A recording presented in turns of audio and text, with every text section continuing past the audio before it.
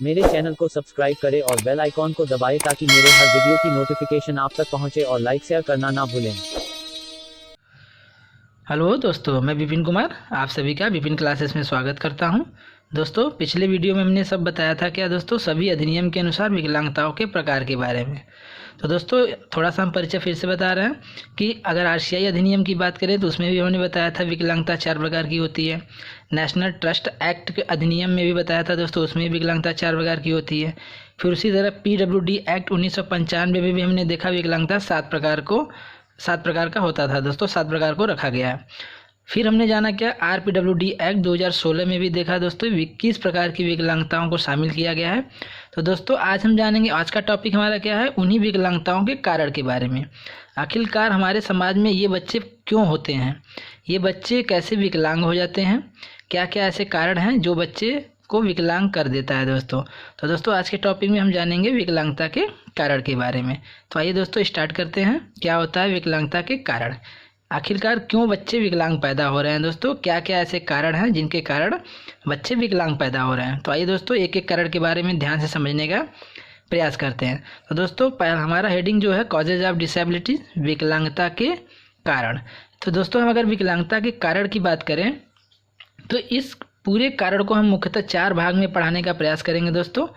पहला कारण क्या है दोस्तों, प्रीनेटल हिस्ट्री, जिसमें हम गर्भावस्था के कारण कहते हैं, या प्रसव के पूर्व का कारण कहेंगे, या जन्म पूर्व के कारण, जिसमें बच्चे का जन्म नहीं हुआ है दोस्तों, जन्म के पूर्व के क्या क्या कारण हैं इसके बारे में ध्यान देंगे। फिर दूसरा जो हेडिंग होगा हमारा नेटल एंड नियोनेटल हिस्ट्री, जिसे हम कहते हैं बच्चे के जन्म के समय का कारण और प्रसव के समय का कारण।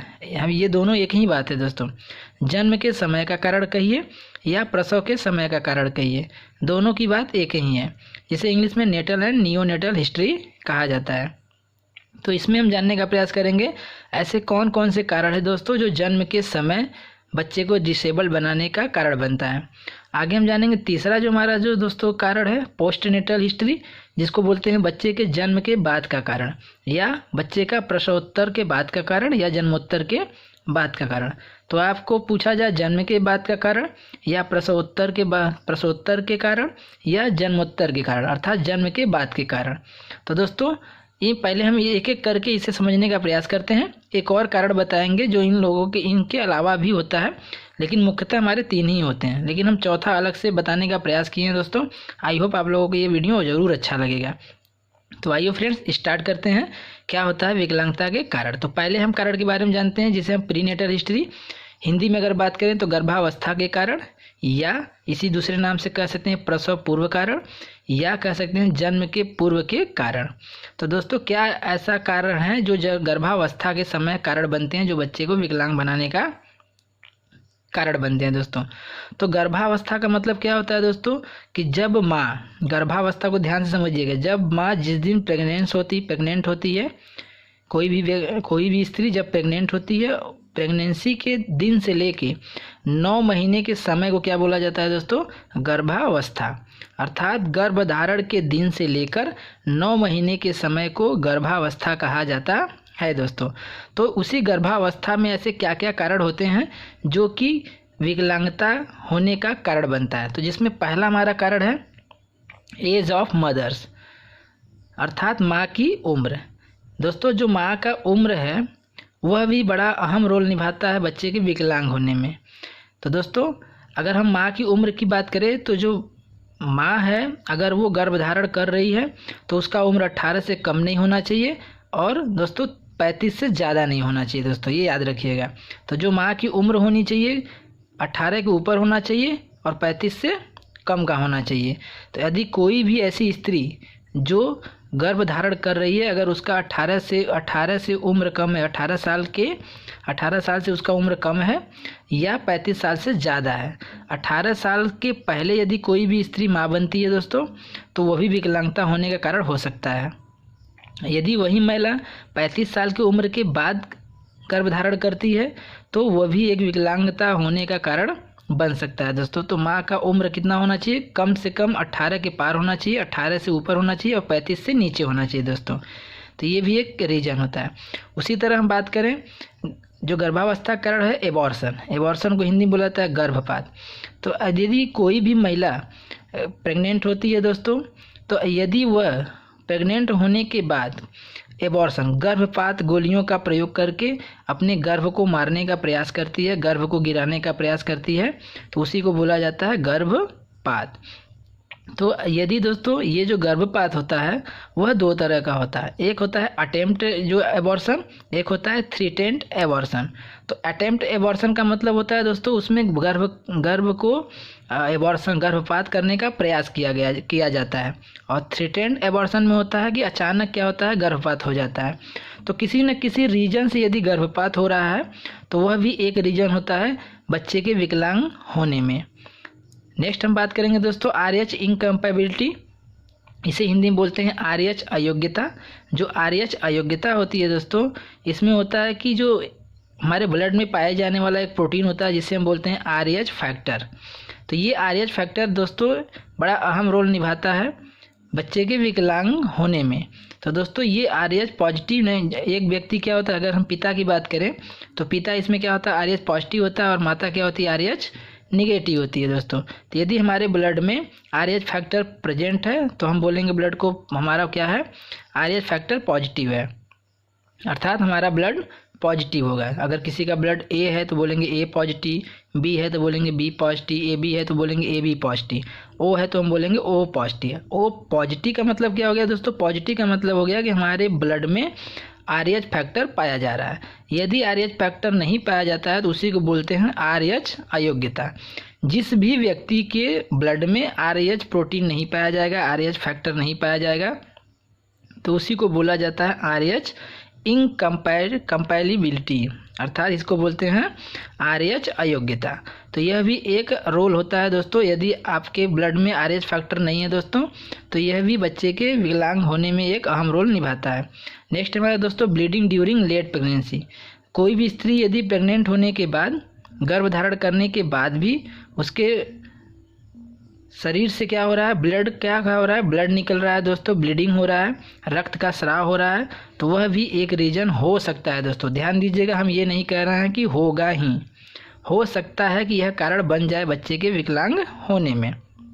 नेक्स्ट टॉपिक जो है न्यूट्रिशन। यदि दोस्तों जब बच्चा माँ के पेट में आता है तो माँ का न्यूट्रिशन अच्छे से होना चाहिए, अर्थात माँ का खान पान अच्छा होना चाहिए, हर एक पोषक तत्व मिलना चाहिए, क्योंकि जो माँ जिस तरह का खान पान करेगी उसी तरह का पोषक तत्व उसके बच्चे को भी मिलेगा। तो यदि माँ को ही अच्छे से पोषण नहीं मिलेगा, न्यूट्रिशन नहीं मिलेगा, पोषक तत्व नहीं मिलेगा, तो बच्चा जाहिर सी बात है दोस्तों क्या होगा, कुपोषित होगा, जिस वजह से बच्चे में कोई न कोई असामान्यता घर कर जाती है, असामान्यता का रूप धारण कर लेती है। अर्थात हम कह सकते हैं न्यूट्रिशन की कमी के कारण बच्चा दिव्यांग हो सकता है, विकलांग हो सकता है दोस्तों। ध्यान दीजिएगा, हम हर एक कारण में हो सकता है लगाएंगे, ये नहीं कहेंगे कि होगा ही, हो सकता है, ऐसा जरूरी नहीं कि होगा ही। नेक्स्ट जो हमारा है इन्फेक्शन। इन्फेक्शन को हिंदी में बोलते हैं दोस्तों संक्रमण। यदि माँ को किसी भी प्रकार का संक्रमण होता है तो बच्चे पर उसका प्रभाव पड़ेगा, जिस वजह से क्या होगा, बच्चा भी प्रभावित होगा, यह भी एक कारण बन सकता है। डायबिटीज़ जो होता है दोस्तों उसको बोलते हैं शुगर की बीमारी यदि माँ को है तो यह भी कारण बन सकता है दिव्यांगता का। जॉन्डिस, पीलिया जिसको बोलते हैं दोस्तों, पीलिया भी हमारा एक कारण बन सकता है। यदि गर्भावस्था के समय माँ को पीलिया है, माँ को डायबिटीज़ है, माँ को किसी तरह का इन्फेक्शन है, तो ये इन्फेक्शन, डायबिटीज़, जॉन्डिस एक कारण बन सकता है, जिसके कारण बच्चा भी दिव्यांग हो सकता है। नेक्स्ट है हाइपरटेंशन। यदि माँ को गर्भावस्था के समय बहुत ज़्यादा टेंशन रहता हो तो वह टेंशन भी क्या हो सकता है, गर्भावस्था के समय बच्चे के दिव्यांग होने का कारण बन सकता है। नेक्स्ट है हमारा जो है वह है फीटल मूवमेंट। तो फीटल मूवमेंट का होता है मतलब दोस्तों, फीटल मूवमेंट का मतलब होता है माँ के गर्भ में बच्चे की गति। बच्चा माँ के गर्भ में क्या करता है, एमनियोटिक कैविटी होता है, उस एमनियोटिक कैविटी में एमनियोटिक फ्लूइड होता है दोस्तों। उसी एमनियोटिक फ्लूइड में बच्चा क्या करता है, माँ के नाभि नाल से जुड़कर गति करता रहता है, चारों तरफ घूमता रहता है दोस्तों। तो अगर फीटल मूवमेंट नॉर्मल है दोस्तों तब तो बच्चा हमारा ठीक है। यदि फीटल मूवमेंट अब नॉर्मल होता है, असामान्य होता है दोस्तों, वह किस कारण होता है दोस्तों, इसका डिटेल टॉपिक अगर जानना होगा, हम बस थोड़ा सा इसका परिचय बता रहे हैं। तो दोस्तों जो फीटल मूवमेंट होता है, अगर वह एबनॉर्मल होता है, बच्चे की असामान्य गति होती है, तो असामान्य गति भी क्या हो सकता है, एक बच्चे के विकलांग होने का कारण हो सकता है। अगला है दोस्तों STI का पूरा नाम होता है सेक्सुअल ट्रांसमिटेड डिजीज, इसी को STI भी बोलते हैं, जिसका होता है सेक्सुअल ट्रांसमिटेड इन्फेक्शन। तो दोस्तों ऐसे रोग, ऐसे बीमारी जो कि यौन संचरित रोग होते हैं, उसी को हम बोलते हैं STD, यौन संचरित रोग, सेक्सुअल ट्रांसमिटेड डिजीज। यह दोस्तों क्या होता है, किसी भी व्यक्ति से, ऐसा व्यक्ति जिसको यौन संचरित रोग हुआ हो, यौन संचरित रोग जैसे हम बेस्ट एग्जांपल आपको बता रहे हैं एड्स होता है दोस्तों, HIV होता है। यदि ऐसे व्यक्ति या ऐसे महिला जिन्हें HIV पॉजिटिव है, एड्स हुआ है, यदि आप उनके साथ ओरल कांटेक्ट करते हैं, वाजाइनल कांटेक्ट करते हैं या एनल कांटेक्ट करते हैं दोस्तों, तो आपको वह रोग हो सकता है दोस्तों। तो अगर ये सब भी बीमारी, कोई भी यौन संचरित बीमारी माँ को हुआ है, तो बच्चे को भी वो प्रभावित करेगा और उसी प्रभाव के कारण बच्चे जो है असामान्य हो सकता है दोस्तों। नेक्स्ट है हमारा ड्रंकनेस क्या होता है दोस्तों, कि नशा। यदि माँ क्या कर रही है, जब गर्भावस्था के समय बच्चा गर्भ में है, पेट में है दोस्तों, तो माँ क्या कर रही है, बहुत ज़्यादा नशा करती है। ड्रंकनेस का मतलब होता है नशा, दारू पीना, सिगरेट पीना और भी ऐसे मादक पदार्थ होते हैं जिनका वो क्या कर रही है, यूज कर रही है दोस्तों, नशा का आदत लगा हुआ है दोस्तों। तो नशा भी हमारे बच्चे को प्रभावित कर सकता है दोस्तों, अर्थात नशा भी हमारा दिव्यांगता का कारण हो सकता है दोस्तों। आगे हम जानेंगे हार्मफुल मेडिसिन का मतलब होता है दोस्तों ऐसे हानिकारक दवाइयों का प्रयोग की हो माँ, जिनके प्रभाव से बच्चे में कोई न कोई असामान्यता उत्पन्न हो जाती है। तो हार्मफुल मेडिसिन, इसीलिए कोई भी मेडिसिन खाने से पहले गर्भावस्था के समय किसी न किसी डॉक्टर से सलाह लेनी चाहिए, ताकि अच्छा दवा आपको चले, किसी भी उस दवा का किसी भी प्रकार का आपके शरीर पर प्रभाव न पड़े दोस्तों। अगला है हमारा दोस्तों इरेडिकेशन का मतलब होता है विकिरण में हमने एक यहाँ पे लिया है एक्सरे, अल्ट्रासाउंड होता है दोस्तों। तो जो हमारा एक्सरे होता है, यदि गर्भावस्था के समय माँ के पेट में यदि बच्चा है दोस्तों, तो कहा जाता है कि गर्भधारण से लेकर 3 माह तक दोस्तों माँ को एक्सरे या अल्ट्रासाउंड नहीं कराना चाहिए, क्योंकि इस एक्सरे में क्या होती है, हानिकारक किरणें होती हैं, जो बच्चे के क्या करता है, कोमल भागों को क्या करता है, भेद सकता है, छिद्रित कर सकता है दोस्तों, भेद कर इस पार से उस पार जा सकता है। तो इस रेज की वजह से क्या हो सकता है, बच्चा विकलांग हो सकता है दोस्तों। अगला हमारा है एब्डोमिनल इंजरी। एब्डोमिनल इंजरी को हिंदी में बोलते हैं दोस्तों पेट का चोट।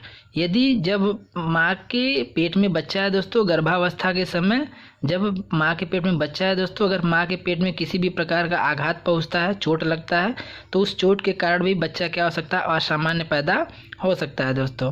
तो इंजरी भी, चोट भी हमारा एक अहम रोल निभाता है बच्चे के विकलांग होने में। तो दोस्तों ये इतने जो कारण हमने बताया है दोस्तों, ये सारे कारण क्या हैं, गर्भावस्था के कारण हैं। अर्थात जब माँ प्रेग्नेंट होती है तब से लेके 9 महीने तक ये कारण क्या हो सकते हैं, विकलांग होने का कारण बन सकते हैं दोस्तों। तो आई होप आपको ये कारण समझ में आया होगा दोस्तों। तो इन सभी कारण से हमें बचना चाहिए, जहाँ तक हो सके हमें इससे बचना चाहिए, इससे बचाव करना चाहिए दोस्तों। तो जो भी व्यक्ति इससे अगर गुजर रहा हो दोस्तों, तो इन सभी कारणों को ध्यान में रख कर अपने बच्चे का देखभाल कर सकते हैं दोस्तों। अर्थात विकलांगता को हम इन कारणों को दूर करके विकलांग बच्चे को क्या कर सकते हैं, सामान्य बच्चा बनाने में अहम रोल निभा सकते हैं दोस्तों। आगे हम जानेंगे दोस्तों। अगला हमारा क्या है कि नेटल या नियोनेटल हिस्ट्री, जिसे हम बोलते हैं जन्म के समय का कारण, या कह सकते हैं प्रसव के समय का कारण। तो दोस्तों ये कारण तब हम पढ़ेंगे अगर ये जितने भी कारण हैं, जितने भी हमने कारण, जो गर्भावस्था के कारण हमने जाना, ये इन कारणों से गर्भावस्था में क्या होता है, बच्चा विकलांग हो सकता है दोस्तों। यदि ये कारण नहीं है विकलांग होने में बच्चे का, तो दूसरे कारण की तरफ हम बढ़ते हैं, जिसे हम बोलते हैं जन्म के समय का कारण।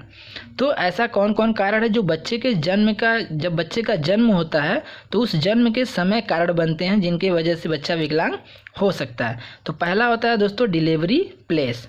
जहाँ पर बच्चा का डिलीवरी हो रहा है दोस्तों, प्रसव हो रहा है, वह प्रसव का जो स्थान है, प्रसव का स्थान डिलीवरी प्लेस है दोस्तों, वह डिपेंड करता है कि किस प्रकार का है। तो डिलीवरी प्लेस में हो सकता है दोस्तों कि माँ बच्चे का घर हो, माँ का घर हो, या हॉस्पिटल में हो रहा है। तो ध्यान देना पड़ेगा कि जो बच्चे का डिलीवरी हो रहा है वह किस स्थान पर हो रहा है, घर पर हो रहा है कि हॉस्पिटल में हो रहा है। यदि घर पर हो रहा है दोस्तों तो किसी तरह का इन्फेक्शन बच्चे को लगना नहीं चाहिए।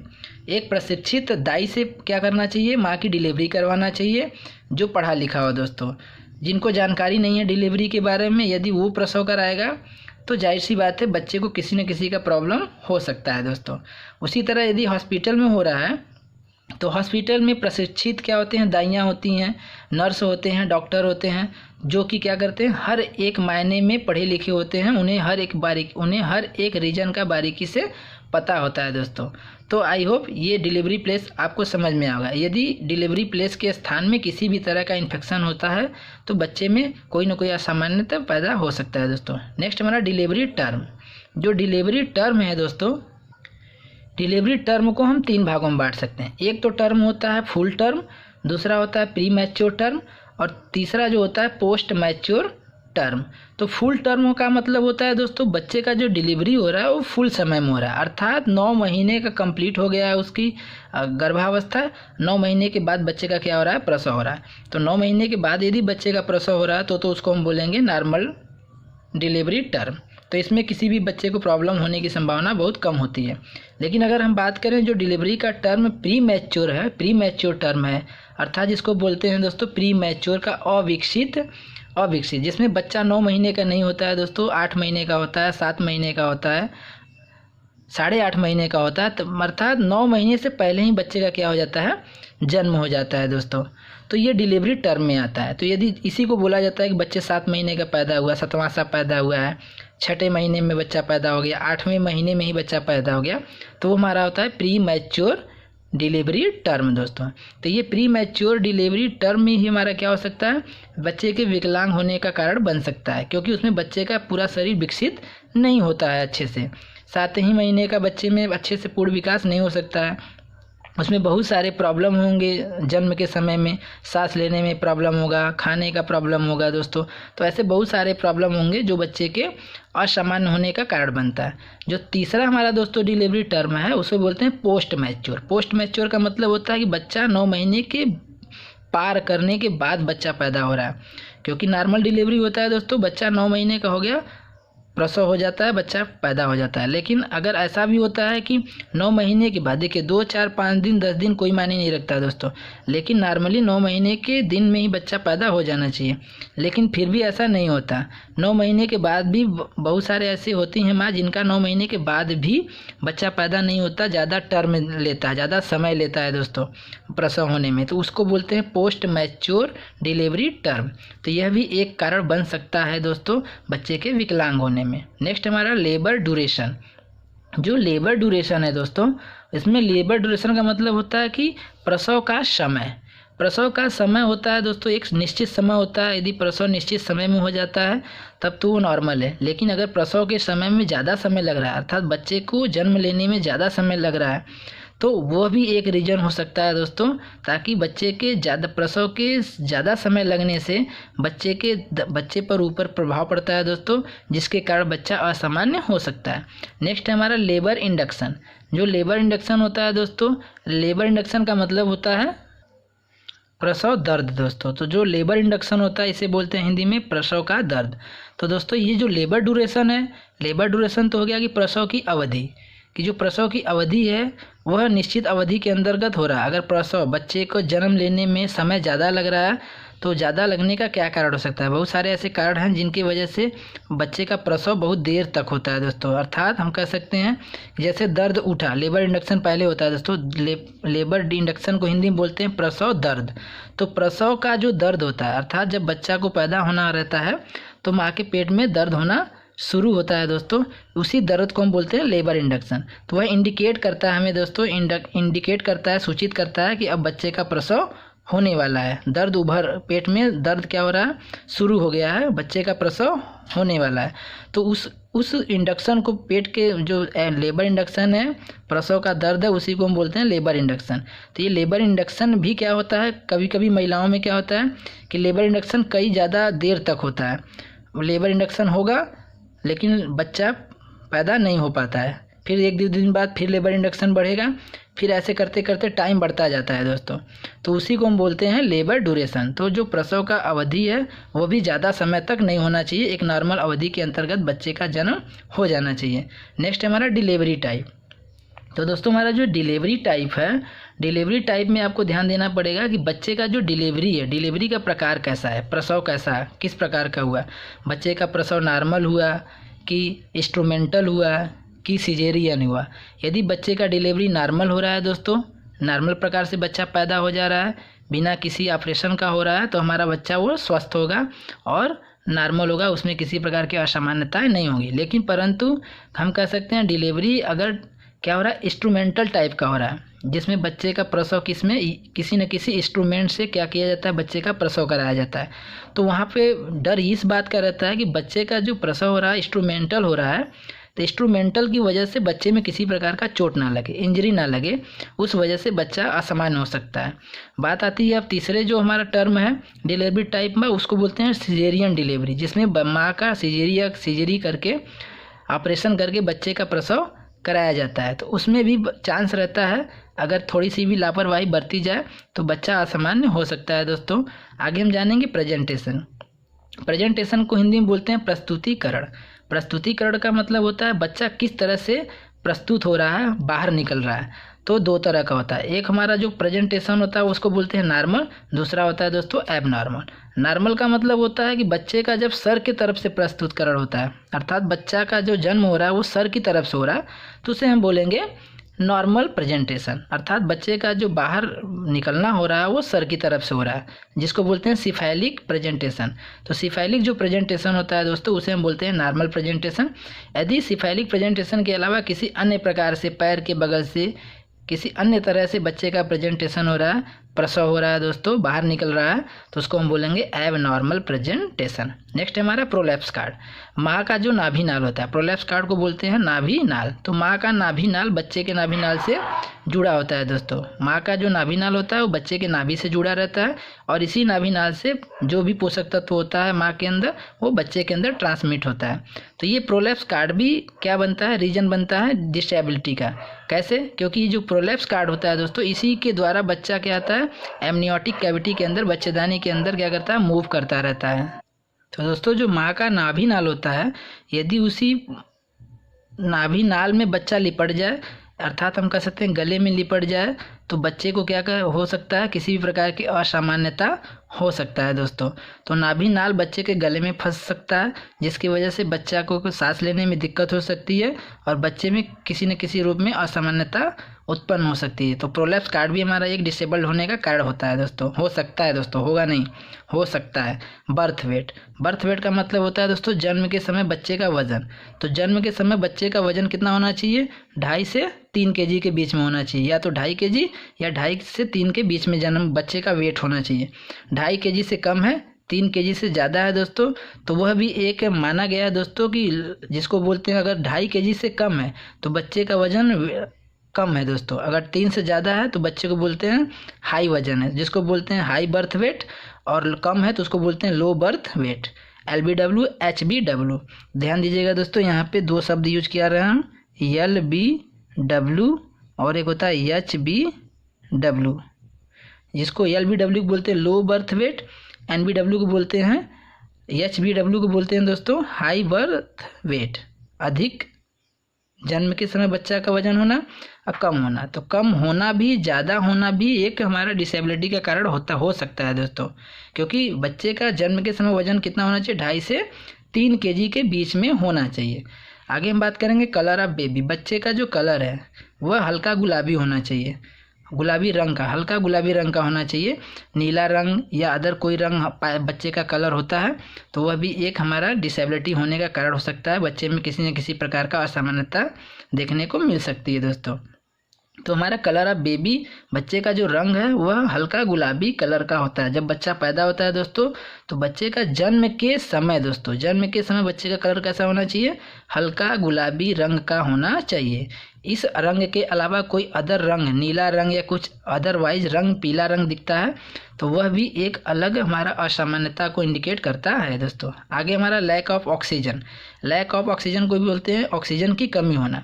यदि बच्चे का जन्म के समय बच्चे के मस्तिष्क में क्या होता है? ऑक्सीजन की कमी मिलती है दोस्तों, तो वह ऑक्सीजन की कमी भी हमारे बच्चे में कोई ना कोई असामान्यता उत्पन्न कर सकता है।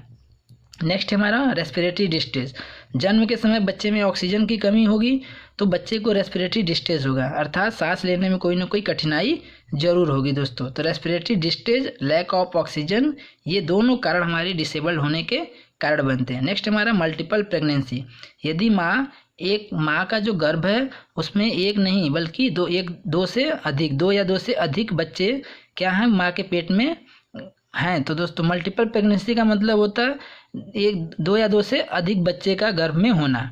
तो अगर माँ के पेट में 2 या 2 से अधिक बच्चे हैं, गर्भ में 2 बच्चे हैं, 3 बच्चे हैं दोस्तों, तो वह भी एक रीजन हमारा बनता है दिव्यांगता का। क्यों? क्योंकि दोस्तों 2 बच्चे होंगे या 3 बच्चे होंगे तो माँ जो खाएगी उसमें से कोई बच्चा ज़्यादा एक्टिव होगा, कोई बच्चा लेजी होगा। तो कुछ बच्चे जो एक्टिव होंगे वो ज़्यादा पोषक तत्व को ग्रहण कर लेते हैं, और कुछ बच्चे जो लो होंगे, जो लेजी होंगे, सुस्त होंगे, जिनका विकास अच्छे से नहीं हो पाया है, तो वो बच्चे अधिक से अधिक पोषक तत्व को नहीं ले पाएंगे, जिसकी वजह से उनमें क्या होगा? पोषण की कमी होगी। और जिन बच्चों में पोषण की कमी होगी वहीं बच्चे क्या होंगे? असामान्य पैदा होते हैं दोस्तों। तो मल्टीपल प्रेगनेंसी भी हमारा एक रीजन है क्या? दिव्यांगता का। नेक्स्ट हमारा कॉन्जिनाइटल एनामोलीज, जो कॉन्जिनाइटल एनामोलीज है जन्मजात विकृति है दोस्तों। यदि बच्चे के जन्म के समय कोई कॉन्जिनाइटल एनामोलीज है, जन्मजात विकृति है, तो वह भी हमारा विकलांगता के अंतर्गत आता है दोस्तों। नेक्स्ट है हमारा इन्फेक्शन, जन्म के समय बच्चे को यदि किसी भी प्रकार का इन्फेक्शन अगर हो जाता है दोस्तों, तो इन्फेक्शन होना भी हमारा बच्चे में विकलांगता का कारण हो सकता है, कोई ना कोई असामान्यता जरूर उत्पन्न कर सकता है दोस्तों। आगे हम जानेंगे फीडिंग प्रॉब्लम, जन्म के समय बच्चे में इन्फेक्शन होना, ऑक्सीजन की कमी होना, लो बर्थ वेट होना फीडिंग प्रॉब्लम को इंडिकेट करता है दोस्तों, अर्थात उसे कुछ न कुछ निगलने में या खाने में समस्या होगी। फीडिंग का मतलब होता है खाने से संबंधित, बच्चे को कुछ चूसने में, निगलने में, खाने में प्रॉब्लम होगी। तो फीडिंग प्रॉब्लम भी हमारा इंडिकेट करता है इन सभी चीज़ों को। ये फीडिंग प्रॉब्लम तभी होगा, रेस्पिरेटरी डिस्ट्रेस तभी होगा जब उसके अंदर लैक ऑफ ऑक्सीजन हो, लो बर्थ वेट हो, हाई बर्थ वेट हो। तो इस तरह से ये सब रीजन एक दूसरे से रिलेटेड है दोस्तों, सारा रीजन एक दूसरे से रिलेटेड है। नेक्स्ट हमारा कन्वल्जन, अगर जन्म के समय बच्चे को किसी प्रकार का कन्वल्जन हो रहा है, दौरा पड़ रहा है, जिसको बोलते हैं दौरा दोस्तों, मिर्गी का दौरा, ऐसे बहुत सारे दौरा होते हैं, तो कन्वल्जन होना भी हमारा एक बच्चे में क्या हो सकता है? विकलांगता का कारण हो सकता है दोस्तों। तो दोस्तों अभी हमने जाना क्या? जन्म के समय के कारण। ऐसे कौन कौन से कारण हैं जो बच्चे के जन्म के समय विकलांग बनने का कारण बनता है, अर्थात बच्चे में विकलांगता उत्पन्न करता है। तो दोस्तों हमने अभी जाना गर्भावस्था के कारण, और अभी जाना क्या? जन्म के समय का कारण। अब जानेंगे दोस्तों यदि जन्म के समय भी बच्चा स्वस्थ है, उसमें किसी भी प्रकार की असामान्यता नहीं थी, विकलांगता नहीं थी, उसके बाद भी बच्चा विकलांग हो रहा है, तो ये कब होता है? तो जब बच्चे जन्म के बाद का कारण उसको हम लेके चलेंगे, अर्थात बच्चे का जन्म हो गया, जन्म के समय के कोई ऐसे कारण नहीं मिले जिनमें ऐसा कारण हो जो बच्चे को विकलांग बनाया हो। यदि ऐसा नहीं है तो फिर इसके बाद हम तीसरा स्टडी करेंगे दोस्तों कि जन्म के बाद का ऐसा कौन कौन कारण हो सकता है जो बच्चे को विकलांग बना सकता है। तो दोस्तों जन्म के बाद का कारण या प्रसवोत्तर के कारण या बच्चे के जन्म के बाद का कारण, तो पहला हमारा जो कारण होगा जब बच्चे के जन्म के बाद इन्फेक्शन, जॉन्डिस, पीलिया, कन्वल्जन, दौरा, ट्रॉमा, मानसिक आघात, इंजरी, किसी भी प्रकार की चोट, फेलियर टू थ्राइव, किसी भी बीमारी का अचानक उत्पन्न होना, कोई अंग क्या होना? फेल हो जाना दोस्तों, ये फेलियर टू थ्राइव होता है।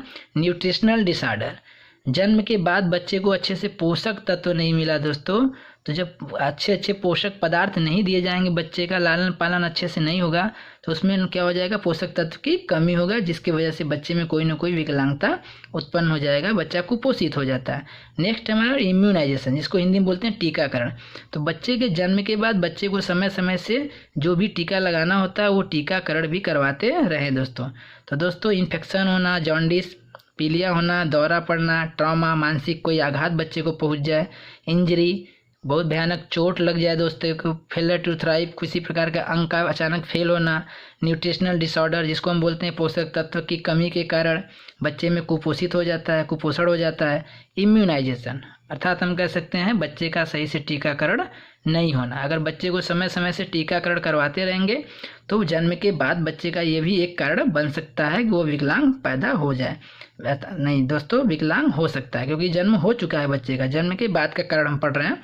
तो जन्म के बाद जो भी टीकाकरण बच्चे को जिस जिस समय पे लगाना होता है वह क्या करवाते रहिए, बच्चे को समय समय से टीकाकरण करवाते रहिए दोस्तों। तो ये 3 हमारे जो कारण हैं मुख्यतः हैं दोस्तों, जिससे हमने कहा pre natal history, natal history या नियोनेटल हिस्ट्री, जिसे बोलते हैं पोस्ट नेटल हिस्ट्री। तो ये सभी कारण बनते हैं दोस्तों बच्चे के विकलांग होने का।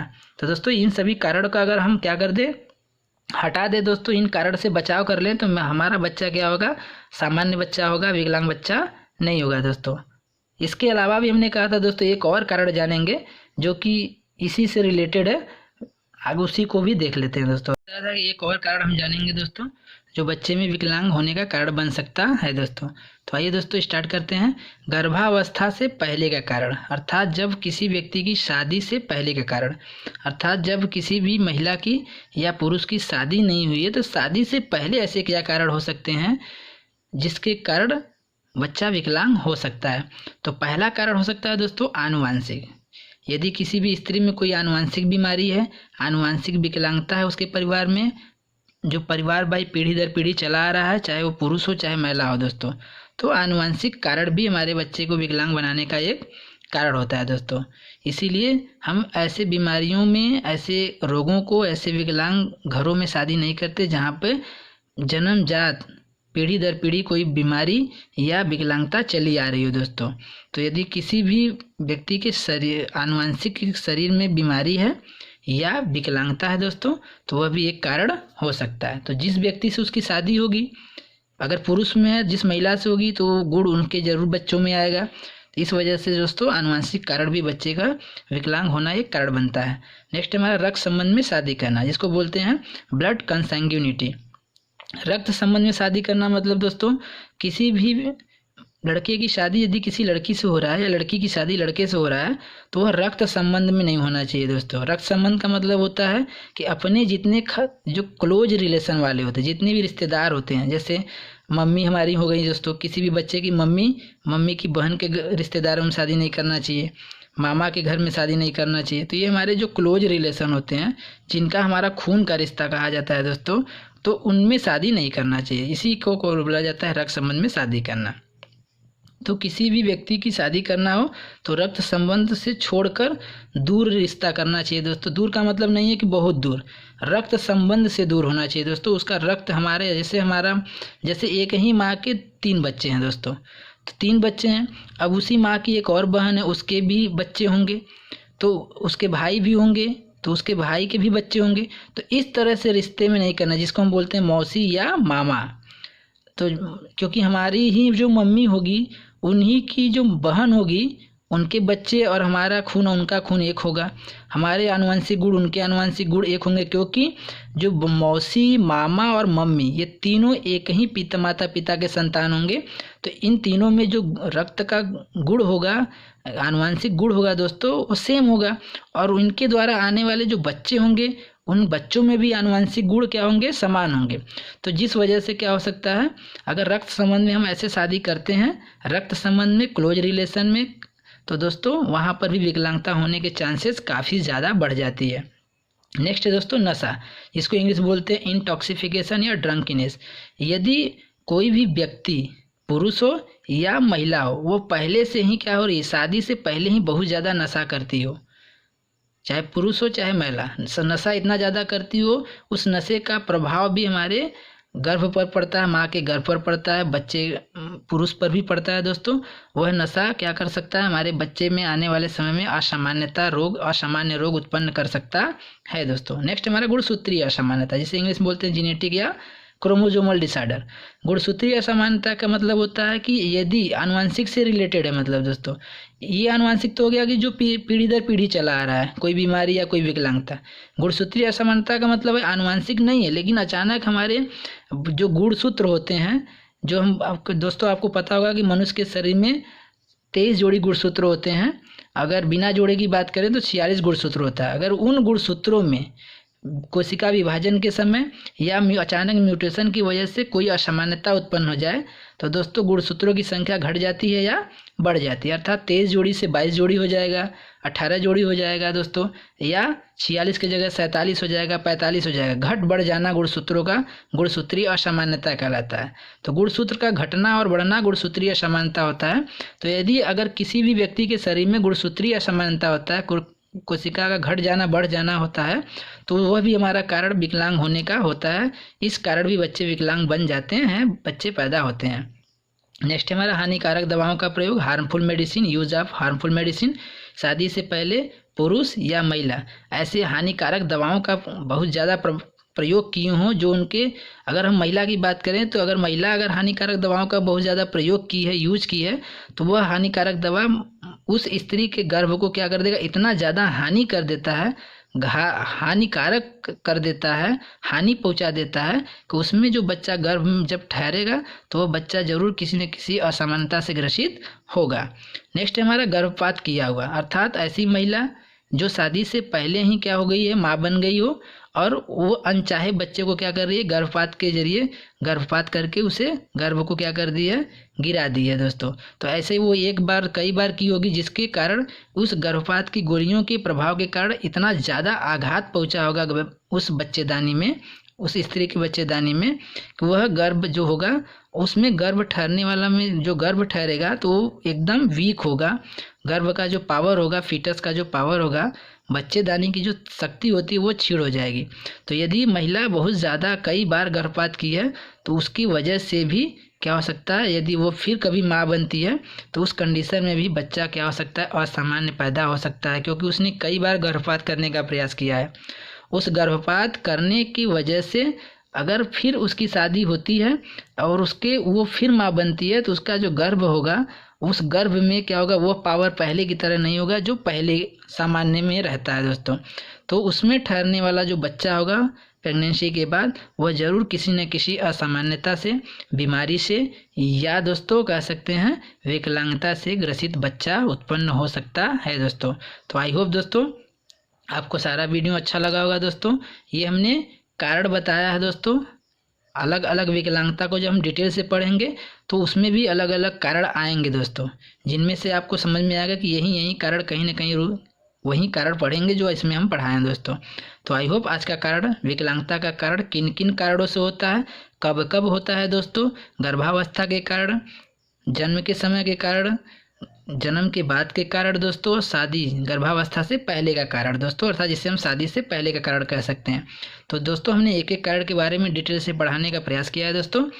आई होप आपको आज का वीडियो अच्छा लगा होगा दोस्तों। यदि किसी भी पॉइंट को आपको समझने में प्रॉब्लम हो रही है दोस्तों तो ज़रूर कमेंट बॉक्स में हमें लिख कर बताएं। उस टॉपिक को, उस पॉइंट को हम पुनः आपको समझाने का प्रयास करेंगे दोस्तों। थोड़ा सा वीडियो ज़्यादा लेंथी हो गया दोस्तों क्योंकि इसे डिटेल से पढ़ाना था, फिर भी मैंने बहुत फास्ट पढ़ाया, इसलिए थोड़ा हो सकता है कुछ पॉइंट छूट गया हो दोस्तों।